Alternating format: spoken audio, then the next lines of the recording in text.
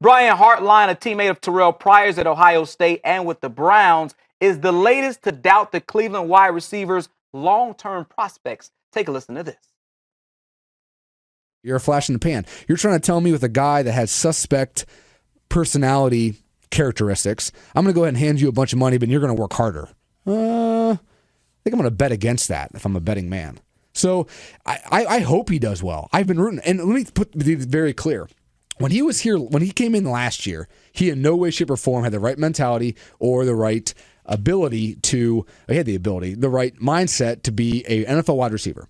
He left, got some work, changed his mindset, came back, and is being productive.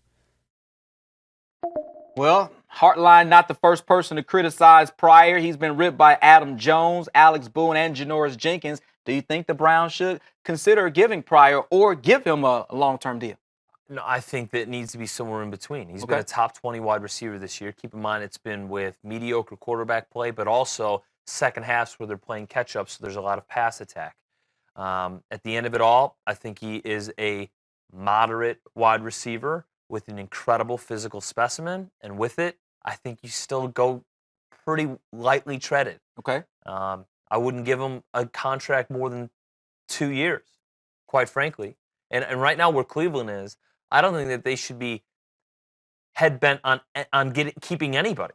Meaning, if you say, hey, listen, take or leave this 2-year, $7.5 million contract. Okay.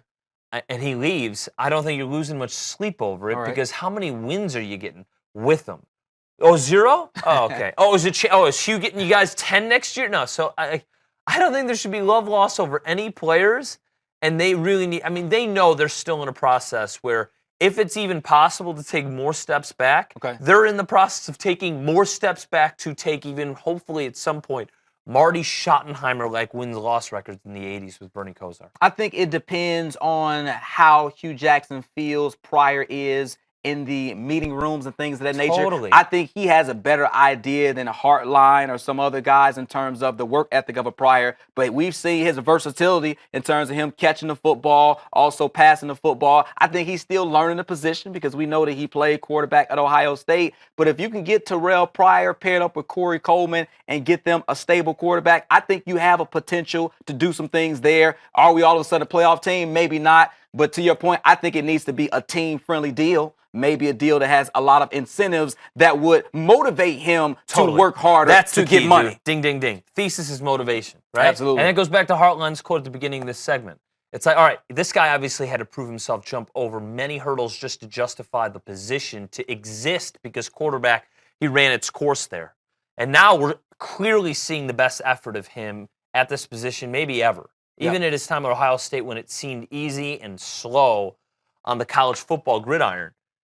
I'm with it. You get enough money and you start getting comfortable and you're already giving 100%. I'm a believer that 110% doesn't exist because it doesn't. So I understand. You can't give more than enough effort?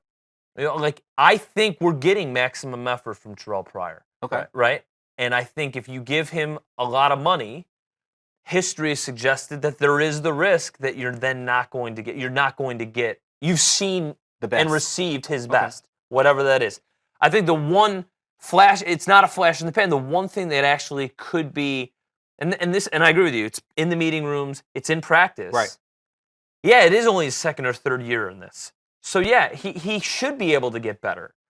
That's a philosophical thing, and that's something they only see day in, day out. Pryor, for sure, a very versatile player, a very special player. We'll see if he has a future there in Cleveland.